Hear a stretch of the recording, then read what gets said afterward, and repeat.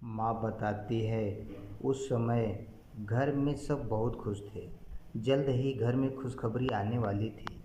सबसे ज़्यादा मेरी दादी अपने पोते का मुंह देखने के लिए उतावली थी। एक लड़की होने के 2 साल बाद इस बार सबको एक लड़के की उम्मीद थी। जल्द ही सबके मुंह पर निराशा फैल गई, क्योंकि इस बार भी एक लड़की हुई थी।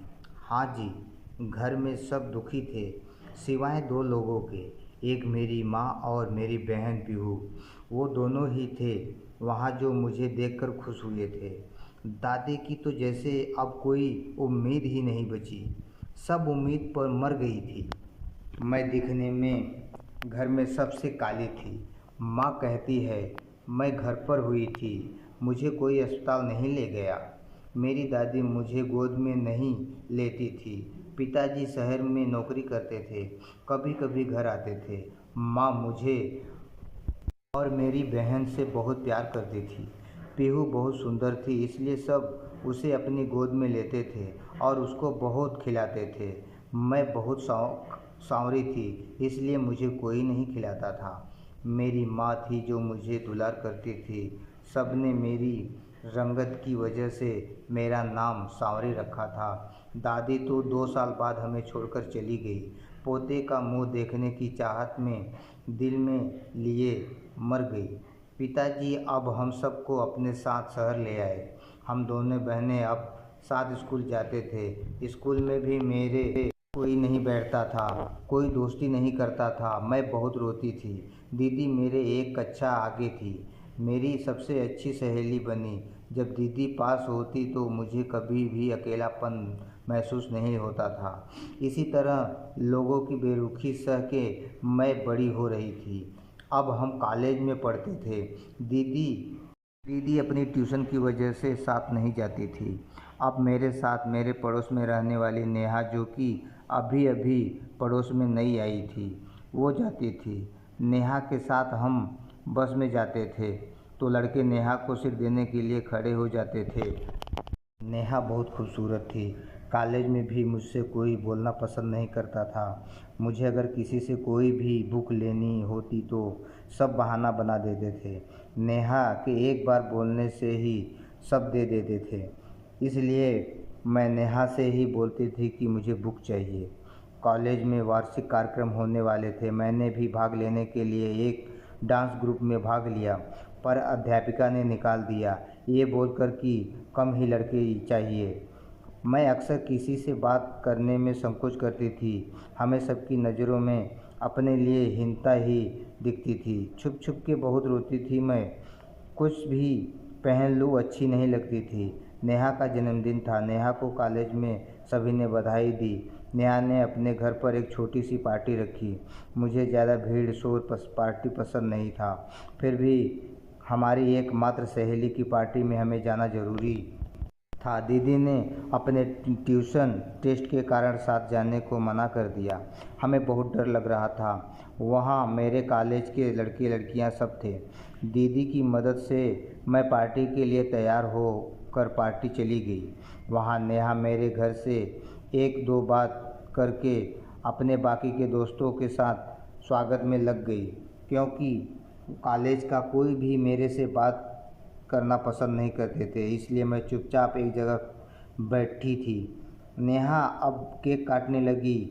सब नेहा के पास खड़े हो गए, पर मैं सबसे पीछे खड़ी थी। नेहा ने केक खिलाने के लिए मुझे बुलाया और अपने बाकी दोस्तों के साथ फ़ोटो लेने लगी। तभी उसकी सहेली साक्षी ने बोला, सांवरी थोड़ी किनारे हो जाओ, मुझे नेहा के साथ फ़ोटो लेनी है। और वहाँ खड़े लड़कों ने भी बोला, हमें ब्लैक एंड वाइट फ़ोटो नहीं चाहिए। ये सुनकर सब हंसने लगे। मैंने नेहा की तरफ देखने लगी। नेहा भी उन सब के साथ मिलकर हंसने लगी। मैं अपनी नज़र नीचे करके वहाँ से हट गई। उस समय मुझे महसूस हुआ हमारा असल में कोई दोस्त है ही नहीं। मैं वहाँ से जल्द ही निकलना चाहती थी। मैं नेहा को गिफ्ट देने के लिए नेहा के पास गई। उस समय नेहा भी सबके साथ फ़ोटो लेने में व्यस्त थी। मैंने नेहा को गिफ्ट दिया और नेहा मुझे रोक रही थी। उसने कहा, तुम भी एक दो फ़ोटो ले लो हमारे साथ। तभी उसके दोस्त बोले, उसके लिए तो नेहा की ओर एक वाइट लाइट जलानी पड़ेगी, क्योंकि ऐसे तो ये दिखाई नहीं देगी। ये सुनकर सब हंसने लगे और साथ में नेहा भी हंसने लगी। हम अपने काले रंग के कारण इतना दुखी कभी नहीं हुए जितना उस समय हमें दर्द महसूस हो रहा था। हम अब सीधे वहाँ से निकलकर रोते हुए अपने घर पर ही आके रुके। आंसू साफ करके घर में गए। दीदी ने पूछा, कैसी रही पार्टी? हमने मुंह नीचे करके ही बोल दिया, बहुत अच्छी थी। माँ ने पूछा, खाना लगा दूँ या पार्टी से खाकर आई हो? मैंने झूठ ही बोल दिया, मैं खाकर आई हूँ। इतना बोल के कमरे में चली गई और आईने के सामने खड़े होकर रोने लगी। सबके मजाक बनाने हंसने की आवाज़ कान में गूंजने लगी। ये आवाज़ शांत ही नहीं हो रही थी। बहुत मुश्किल से खुद को संभाला। मुझे अपने आईने से नफरत हो गई थी। मैंने उसके ऊपर एक कपड़ा डाला और सोने चली गई। पूरी रात नींद नहीं आई। अगले दिन मैं कॉलेज नहीं जाना चाहती थी। मुझमें उस पार्टी के मजाक के बाद सबका सामना करने की हिम्मत नहीं थी। तबीयत ठीक नहीं बोलकर घर पर ही रुक गई। पर दीदी समझ गई कुछ बात ज़रूर है। दीदी मेरे पास आई और पूछने लगी कि तू मुझसे क्या छुपा रही है? तो मैं रो पड़ी और पार्टी की सारी बात बता दी। दीदी को नेहा और बाकी दोस्तों पर बहुत गुस्सा आया, पर मैंने मना कर दिया, दीदी किसी को कुछ मत। दीदी ने मुझे बहुत प्यार से समझाया, ज्ञान के आगे हर खूबसूरती फीकी पड़ जाती है। तुम पढ़ाई पर ध्यान दो, वो ही तुम्हारी सबसे खूबसूरती बनेगी। और मुझे गले लगा लिया। दीदी की बातों से थोड़ा आत्मविश्वास आ गया था। बिना किसी बात की परवाह किए अगले दिन मैं कॉलेज गई। मैं सीधे अपनी क्लास में ही जाकर बैठ गई। तभी एक आवाज़ आई, बीएससी क्लास यही है? नज़र उठा के मैंने देखा तो लंबा चौड़ा गोरे रंग का किसी हीरो की तरह दिखने वाला एक लड़का क्लास के दरवाजे के पास खड़ा था। हम एक पल के लिए घबरा गए। हमने जवाब दिया, जी फर्स्ट ईयर की क्लास यही है।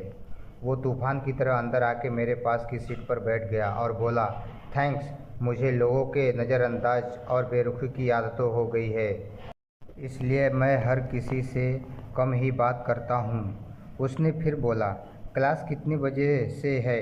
मैंने जवाब दिया, 10 बजे से। फिर उसने बोला, ओहो, अभी तो 20 मिनट हैं। वैसे मेरा नाम तरुण है और आपका? सावरी। मैंने बिना उसकी तरफ देखे बोला। वो बोले जा रहा था, मैं दिल्ली में रहता था, अभी कुछ टाइम हुआ यहाँ शिफ्ट हुए। तो दोस्तों, शेष अगले भाग देखने के लिए कृपया हमारी अगली वीडियो का इंतज़ार कीजिए और हम जल्द ही अगली वीडियो आप लोगों के साथ लेकर उपस्थित होंगे। और दोस्तों, कृपया अपनी समीक्षा से अपने विचार बताएं, जिससे हमें आगे वीडियो बनाने की प्रेरणा मिले।